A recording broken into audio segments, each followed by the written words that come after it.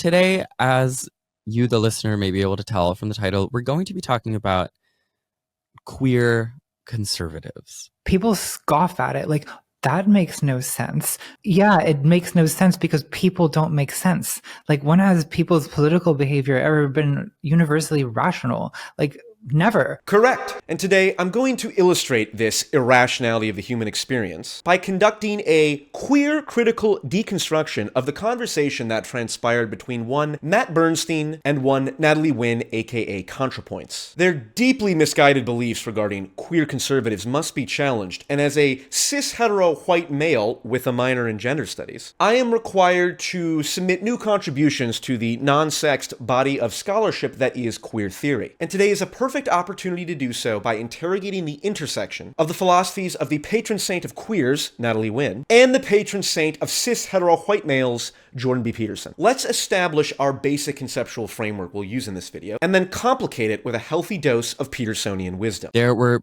two basic strategies for how gay people thought that we should become accepted in society. One is assimilationist and the other is liberationist. So assimilationists are people who want to integrate into social structures that already exist. Liberationists want to expand the social structures to include them. You know, we're never going to fit in and we're fighting back against that, so you're going to make room for us no matter what. Most modern queer theory activists subscribe to the hyper-liberationist perspective like the one Paula Edelbrecht took. Liberationists, like Bernstein and Contrapoints, are therefore very critical of the assimilationist approach that many queer conservatives take. Pure assimilation can't work, because if you try to make yourself smaller and smaller and smaller until you fit into a society that's basically against you existing, you're going to shrink to the point of annihilation. While this is partly true, Contrapoints is only telling half the story. Let us defer to the straight white hope Jordan Peterson for a more balanced and complete view of things. We exist in a society, always. And the society has two elements. The tyrannical element of the society,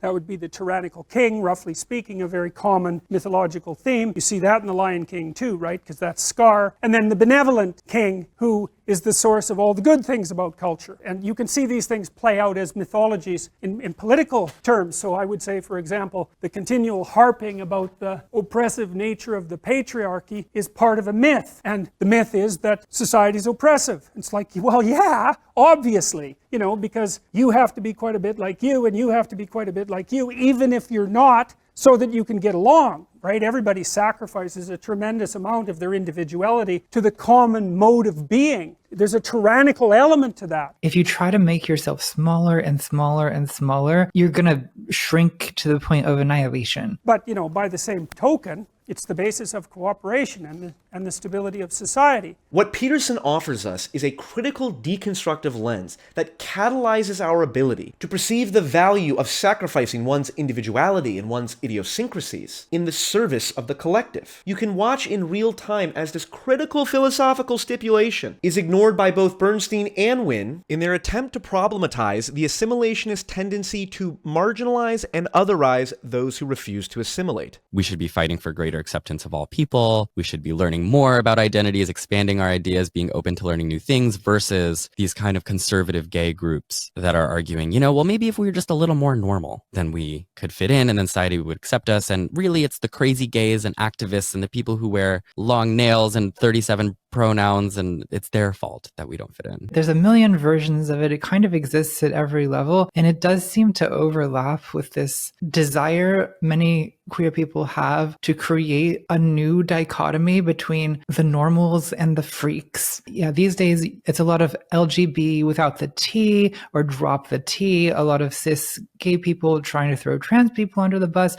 but the distinction gets like way more fine than that. Like, I mean, if just like within the lesbian community, you have like femmes trying to throw butches under the bus. You have like, I mean, like any version of this you can imagine exists. And herein lies the fatal flaw with the hyper-liberationist approach that my fellow scholars of queer theory tend to adopt. They believe that attempting to define some people as freaks is inherently bad, when in fact, it's not. Ironically, Contrapoints attempts to do exactly this by making a direct appeal to the normal versus freak dichotomy when she talks about conservative influencer Blair White. The conversation that I do find fascinating is like, Blair, like beyond money, what is in this for you?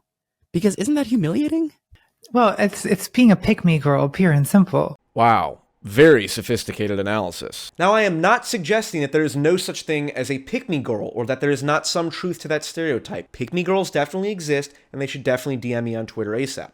My point is that the appeal to the normal versus freak dichotomy, with pick-me's being the freaks in this analogy, is a performative acknowledgement by Natalie Wynn that there is value in creating the normal versus freak dichotomy. And this is precisely the objective, however imperfectly it is pursued, that groups like Gays Against You-Know-What and the LGB Alliance seek to achieve. And for those of you who have a hard time having any patience or sympathy for these groups, I implore you to listen to this wisdom from Contrapoints herself. It is difficult for white people to hear that racism is real and an ongoing problem and something that they might have to deal with and something that they might themselves be participating in.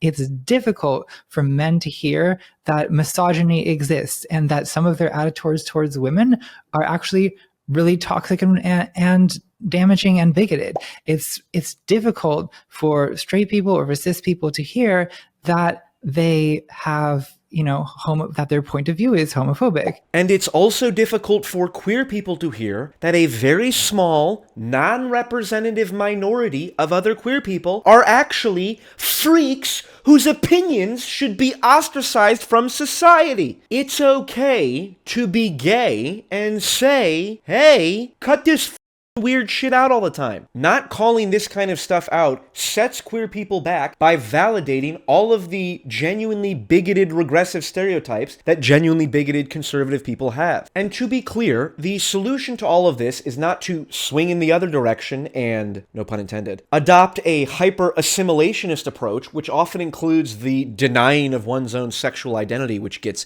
very weird very quickly. As always, even amongst the queers, we must adopt the enlightened centrist perspective between two theses and antitheses.